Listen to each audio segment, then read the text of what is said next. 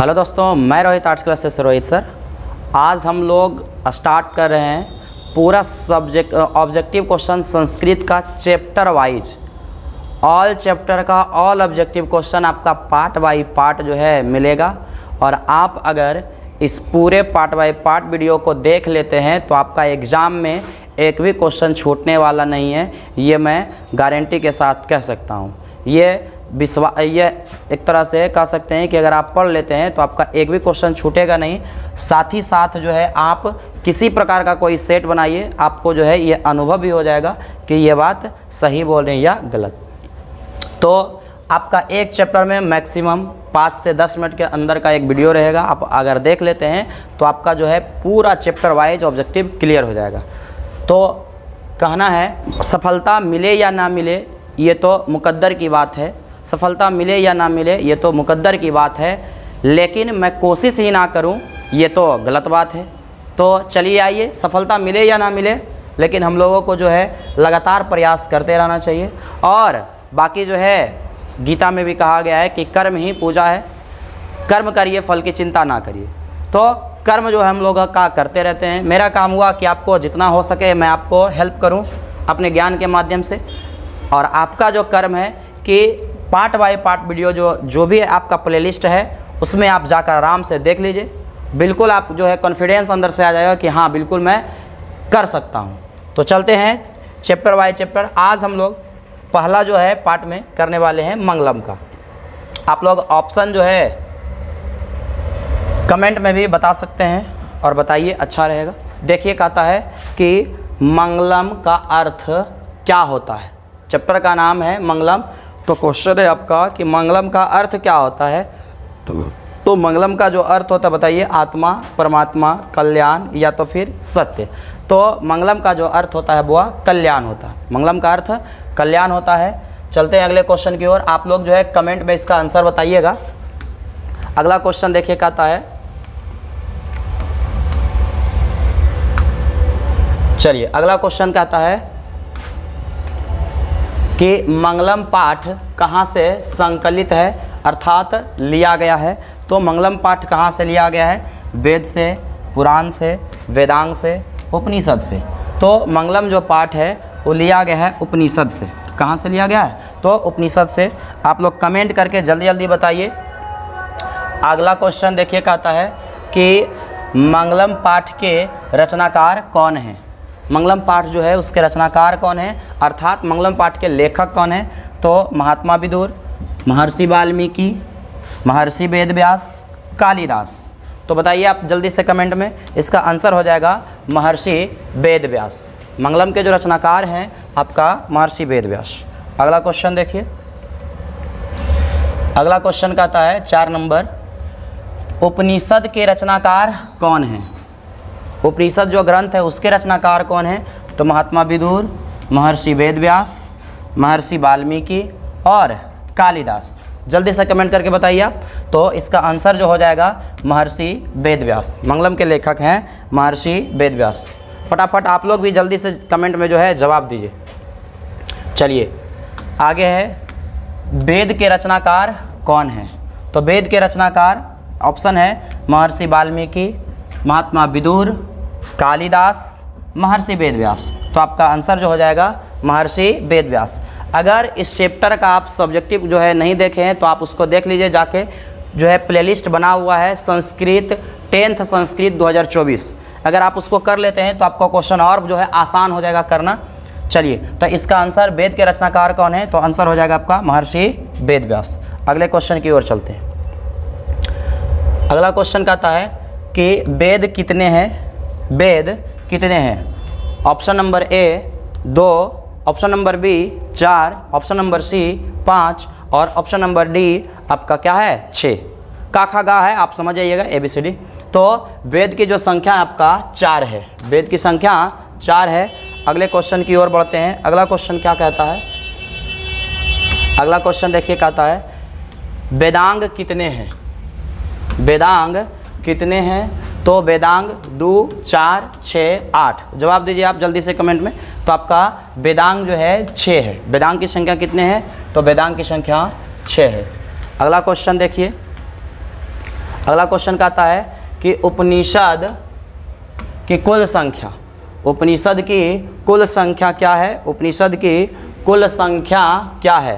तो 104 है, 108 है, 109 है, 112 है। तो उपनिषद की कुल संख्या 108 है, 108 है। आप लोग भी कमेंट जल्दी जल्दी करके बताइए। अगला क्वेश्चन देखिए, अगला क्वेश्चन देखिए क्या कहता है। अगला क्वेश्चन कहता है उपनिषद एक कैसा ग्रंथ है? उपनिषद जो है एक कैसा ग्रंथ है, मतलब उपनिषद में किसका वर्णन एक तरह से किया गया, कैसा ग्रंथ है? तो पहला ऑप्शन है आध्यात्मिक, दूसरा है आदर्श रूपी, तीसरा है आपका आत्मकथा और चौथा आपका साधारण। तो उपनिषद एक आध्यात्मिक ग्रंथ है, उपनिषद एक आध्यात्मिक ग्रंथ है।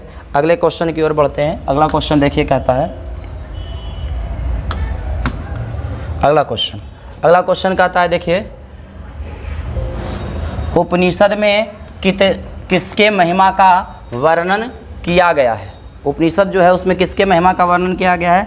ऑप्शन नंबर कहता है ए परम पुरुष, बी कहता है पहला कहता है पर पुरुष, दूसरा कहता है परम पुरुष, तीसरा कहता है वेद पुरुष, देव पुरुष और चौथा कहता है असुर पुरुष।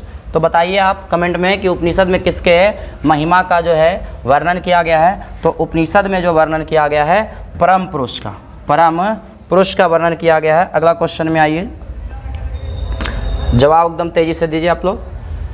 मंगलम पाठ में कितने मंत्र है? तो मंगलम पाठ में कितने मंत्र है? तो मंगलम पाठ में 4 है, 5 है, 6 है, 8 है। मंगलम पाठ में मंत्र कितने हैं? तो मंत्र आपका 5 है। मंत्र पूछे तो 5 है। अगला क्वेश्चन आइए जल्दी। अगला क्वेश्चन कहता है 12 नंबर, मंगलम पाठ में कितने उपनिषद का मंत्र है? आ गया देखिए क्वेश्चन घुमाने वाला। 5 है, 4 है, 3 है, 2 है। क्वेश्चन अभी आया कि मंगलम पाठ में कितने मंत्र है? तो मंत्र का है तो 5, लेकिन कितने उपनिषद के मंत्र है? तो आपका 4 उपनिषद के मंत्र है। पहला जो लिया गया था ईशावास्य से, दूसरा लिया गया था कठ उपनिषद, तीसरा और चौथा जो लिया गया था मुंडक उपनिषद से, और 5वां जो लिया गया था श्वेताश्वतर उपनिषद से। अगर आप जो है इस चैप्टर का लॉन्ग पार्ट नहीं देखे हैं, सब्जेक्टिव जो है जो चैप्टर पढ़ाए हैं वो नहीं देखे हैं, तो आप वहाँ जाकर देख सकते हैं, क्लियर हो जाएगा। तो मंगलम पाठ में कितने उपनिषद के मंत्र है? तो आपका 4, लेकिन मंत्र पूछे तो 5। चलिए अगला क्वेश्चन में आइए। अगला क्वेश्चन कहता है सोने से पात्र से किसका मुख ढका हुआ है? सोने सा पात्र से किसका मुख ढका हुआ है? तो आपका आंसर बताइए। पहला सूर्य, दूसरा चंद्र, तीसरा सत्य और चौथा जो है आपका असत्य। तो सोने सा पात्र से जो मुख ढका हुआ है किसका ढका हुआ है? कमेंट में जल्दी से बताइए। तो इसका आंसर जो है सोने सा पात्र से सत्य का मुख ढका हुआ है। अगले क्वेश्चन की ओर बढ़ते हैं। अगला क्वेश्चन कहता है कि सत्य का मुख किस पात्र से ढका हुआ है? अभी तो क्वेश्चन आया था, बस उलट दिया है। बताइए सोने सा सत्य का मुख जो है किस पात्र से ढका हुआ है? कहता है हिरणमय पात्र से, ताम्र पात्र से, उसके बाद ए और बी दोनों, और डी में कहता है इनमें से कोई नहीं। तो बताइए आपका क्या जवाब हो जाएगा? तो हिरणमय पात्र से। हिरणमय पात्र मतलब होता है सोने से पात्र से। चलते हैं अगला क्वेश्चन की ओर। छोटी से छोटी क्या है? छोटी से छोटी, देखो टॉपर्स की आदतें होती है कि भले ही वो कम पढ़े लेकिन रोज पढ़ते हैं। घर वालों ने तुम्हें नाम दिया, अब पहचान तुम्हें अपने दम पर बनानी है। परवाह मत करो कि लोग क्या कहेंगे, क्योंकि तुम्हारे घर के खर्चे तुम्हें खुद उठाने हैं, लोगों को नहीं। मुकाबला ऐसा करो कि अगर तुम हार भी जाओ तो उसकी जीत से ज्यादा तुम्हारी हार के चर्चे हो। अरे वो मंजिल भी सर झुका देगी जब दमदार तेरी तैयारी होगी। मुट्ठी में होगा तेरा मुकद्दर जब किताबों संग तेरी यारी होगी। क्या है? तो बताइए। आकाश, आत्मा, परमात्मा, संसार। तो छोटी से छोटी क्या है? तो छोटी से छोटी आपका आत्मा है। छोटी से छोटी क्या है? आत्मा है। अगला क्वेश्चन में आइए। अणु से छोटा क्या है? अणु से भी छोटा क्या है? साइंस के अनुसार जो है पदार्थों के छोटे कण अणु है, तो अणु से भी छोटा क्या है? तो आकाश, आत्मा, परमात्मा, संसार। बताइए अणु से भी छोटा क्या है? तो अणु से भी छोटा आपका आत्मा है। कमेंट में जल्दी जल्दी आप लोग जवाब दीजिए। अगला क्वेश्चन में आइए, बड़ी से बड़ी क्या है? बड़ी से भी बड़ी क्या है? पहला पृथ्वी, दूसरा आपका भैंस, तीसरा आत्मा और चौथा जो है आपका संसार। तो बताइए कमेंट में जल्दी से। कुछ बच्चा जो है पृथ्वी मार देगा, कुछ जो है भैंस भी मार सकता है, लेकिन जो है हम लोग चैप्टर में पढ़े थे तो उसमें बताया गया था कि आत्मा जो है सबसे छोटी भी है और सबसे बड़ी भी है। अनोहनियान महतो महियान, आत्मा जो है छोटी से छोटी और बड़ी से बड़ी है। तो छोटी से छोटी भी कहेगा तो आत्मा, बड़ी से बड़ी भी कहेगा तो आत्मा। तो इसका आंसर आपका हो जाएगा सी इज द राइट ऑप्शन। अगला क्वेश्चन आप लोग जल्दी जल्दी कमेंट में बताइए क्वेश्चन देखकर। पृथ्वी से भी बड़ी क्या है? पृथ्वी से भी बड़ी क्या है? कुछ लोग सोच रहा होगा कि सूर्य होगा। आप लोग बताइए, सूर्य होगा, चंद्र होगा, आत्मा होगा या इनमें से कोई नहीं? बताइए जल्दी से। तो बताया कि जितना बड़ा से बड़ा कहे आत्मा होगा, जितना छोटा से छोटा कहे वह भी आत्मा होगा। अगले क्वेश्चन में चलते हैं। अगला क्वेश्चन देखिए क्या कहता है, कैसा पुरुष ईश्वर के कृपा से आत्मा के स्वरूप को देखता है और शोक रहित हो जाता है?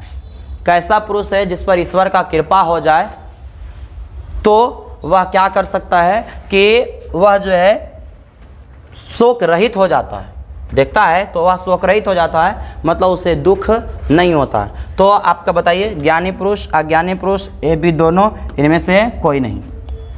तो आंसर इसका हो जाएगा आपका अज्ञानी पुरुष। अगर अज्ञानी पुरुष है, अगर उस पर भी ईश्वर का कृपा हो जाए तो वह भी आत्मा के रहस्य को समझ सकता है, और जो व्यक्ति आत्मा के रहस्य को समझ जाएगा उसे जो है किसी प्रकार का कोई दुख नहीं होगा। चलते हैं अगला क्वेश्चन में। आप लोग जल्दी जल्दी कमेंट में जवाब दीजिए। किसकी जीत होती है? किसकी जीत होती है? तो आपका जीत किसकी होती है? सत्य की, असत्य की, क्रोध की और मोह की। तो किसकी जीत होती है? तो किसकी जीत हो जाती है आपका? तो जीत जो होती है सत्य की, हमेशा सत्य की जीत होती है।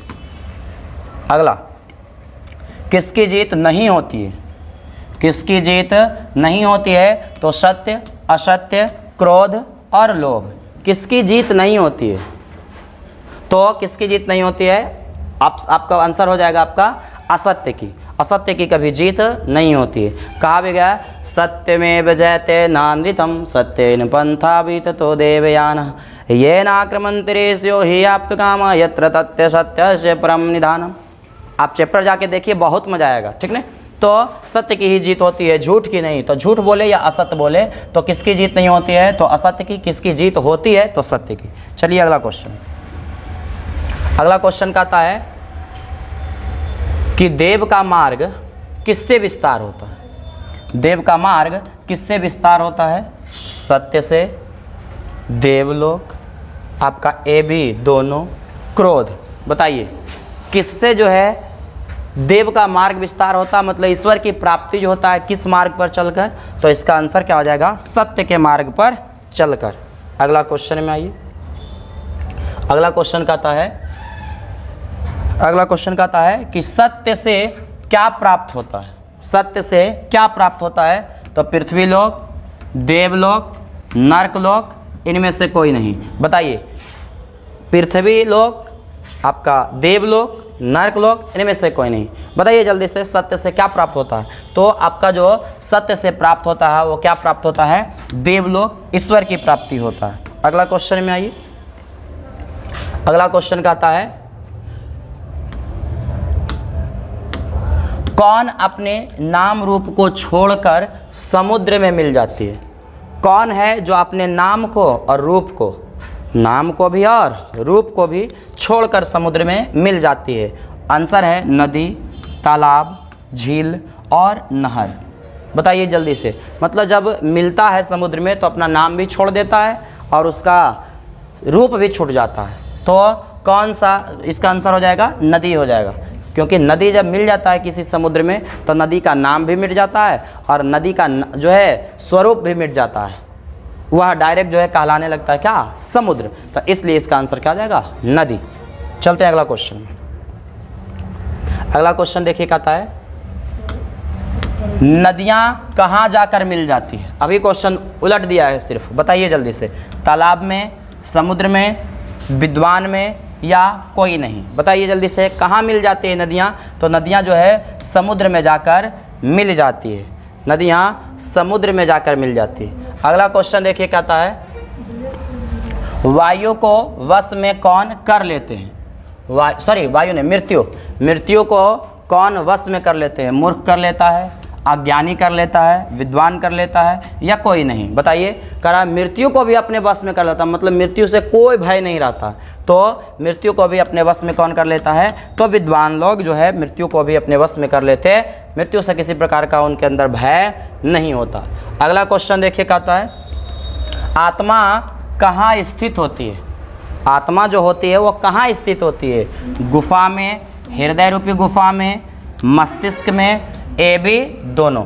तो बताइए कहाँ ये स्थित होती है। तो आत्मा जो होती है हृदय रूपी गुफा में स्थित होती है, हृदय रूपी गुफा में जो है आत्मा स्थित होती है। अगला क्वेश्चन में आइए।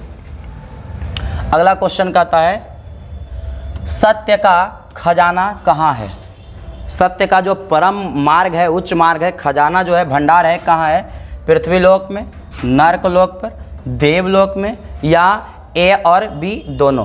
तो सत्य का जो खजाना है देवलोक है, क्योंकि सत्य का सबसे बड़ा भंडार देवलोक ही है। अगला क्वेश्चन देखिए। अगला क्वेश्चन कहता है कि सत्य और धर्म की प्राप्ति के लिए किसे हटा दें। तो सत्य को, असत्य को, ताम्रपत्र को, हिरणमय पात्र को। मतलब सत्य और धर्म की अगर प्राप्ति करना है, सत्य और धर्म को देखना है, जानना है, समझना है, तो कैसा आवरण को हटाया जाना चाहिए। तो हिरणमय पात्र को, सोने सा जो आवरण से सच्चाई जो ढका हुआ वास्तविकता, उसको क्या कर देना चाहिए, उस पात्र को हटा देना चाहिए। अगला क्वेश्चन में चलते हैं। अगला क्वेश्चन देखिए कहता है हिरण्यमय पात्रेण सत्यशपेहितं मुखम। इस तरह से दिया गया है आपका क्या, श्लोक दिया गया। हिरण्यमय पात्रेण सत्यशपेहितं मुखम तत्वं पूषण पावनो सत्य धर्माय दृष्टः स्वाहा। इस प्रकार से चैप्टर में आपका श्लोक है। तो कहने का ये क्वेश्चन कह रहा है कि ये कहाँ से लिया गया है। तो बताइए ईशावास्य उपनिषद से, कठ उपनिषद से, मुंडक उपनिषद से या श्वेताश्वतर उपनिषद से। 5 श्लोक था और सभी जो है उपनिषदों से लिया गया था। तो पहला श्लोक बताए थे अभी कुछ पहले कि पहला श्लोक जो है लिया गया था आपका ईशावास्य उपनिषद से, ईशावास्य उपनिषद से, ईशावास्य उपनिषद से लिया गया। चलिए चैप्टर आप अगर देख लेते हैं तो एक भी क्वेश्चन छूटने वाला नहीं है। चलिए अगर चैप्टर नहीं देखें तो एक बार जाके आपसे रिक्वेस्ट है कि आप देख लीजिए, पूरा क्लियर हो जाएगा। चलिए आइए देखिए क्या कहते हैं। अनोहनयान महतो मह्यान आत्मस्य जंतो निहितो। आगे कहता धातु प्रसादानम ही मानम आत्मना। श्लोक है तो कह रहा है ये कहाँ से लिया गया है। तो ये दूसरा श्लोक है। तो पहला श्लोक लिया गया था आपका ईशावास्य से। बताइए दूसरा कहाँ से लिया गया। तो ऑप्शन है ईशावास्य से, दूसरा कठ से, तीसरा है आपका मुंडक से, चौथा आपका कहता है श्वेताश्वतर से। बताइए कहाँ से लिया गया। तो ये जो है दूसरा श्लोक है और दूसरा श्लोक जो लिया गया है वो कहाँ से, कठोपनिषद से, कठोपनिषद से लिया गया है। अगला क्वेश्चन आइए तीसरा नंबर। सत्यमेव जयते नानृतं सत्येन पंथा बीततो देवयानः येनाक्रमन्ते ऋषयो हि आप्तकाम यत्र तत्र सत्यस्य परम निधानं स्वाहा। इस प्रकार से श्लोक है। तो बताइए ये जो श्लोक है वो कौन सा उपनिषद से लिया गया। ईशावास्य उपनिषद से, कठ उपनिषद से, मुंडक उपनिषद से या तो फिर श्वेताश्वतर उपनिषद से। तो आपका ये अगर आप चैप्टर खोल के देखिएगा तो ये तीसरा जो है आपका श्लोक है और तीसरा जो लिया गया था आपका, तीसरा जो लिया गया था मुंडक उपनिषद से, मुंडक उपनिषद से।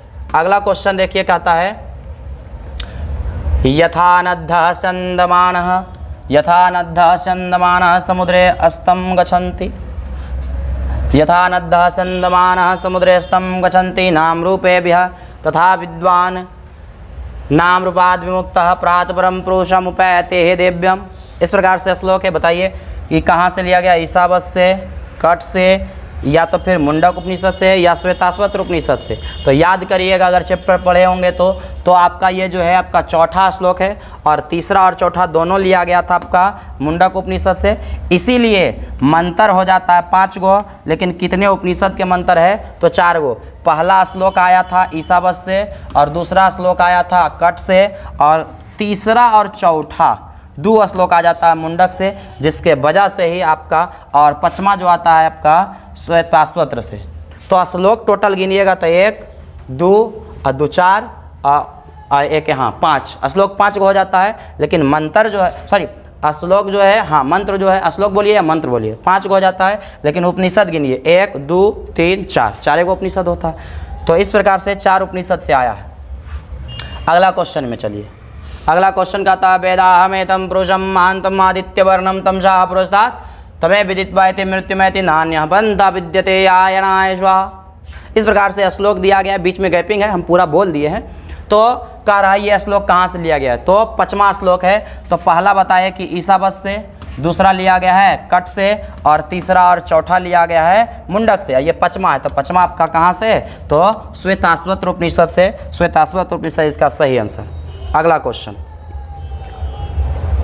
आगे कहता है परमात्मा की महिमा का वर्णन किस में किया गया है।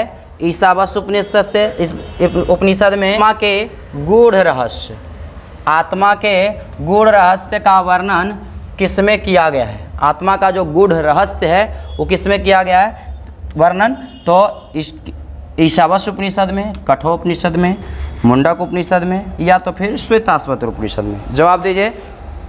तो आत्मा का जो वर्णन किया गया है किस उपनिषद में, तो आत्मा का जो वर्णन किया गया है गूढ़ रहस्य का, वो जो है आपका किस में, तो कठोपनिषद में। ठीक है, कठोपनिषद में आनोहनयान महतो महियान आत्मस्य जंतो निहितो, इस रस। ठीक है, तो आपका इसका आंसर जो है बी नंबर। अगला क्वेश्चन में आइए। अगला देखिए क्या कहता है। अगला क्वेश्चन कहता है कि नदी और विद्वान पुरुष में समानता किस में बताया गया है, कि नदी और विद्वान पुरुष दोनों में समानता पाया जाता है, यह किस में बताया गया है। तो नदी और विद्वान पुरुष में समानता पाया जाता है, ये बताया गया था चौथा श्लोक में, और चौथा जो श्लोक आया था कहाँ से, मुंडक उपनिषद से। तो इसका आंसर क्या आ जाएगा, तो मुंडक उपनिषद। चलिए अगला क्वेश्चन में आइए। अगला क्वेश्चन देखिए क्या कहता है। अगला कहता है कि ज्ञानी और अज्ञानी में अंतर किस में बताया गया है।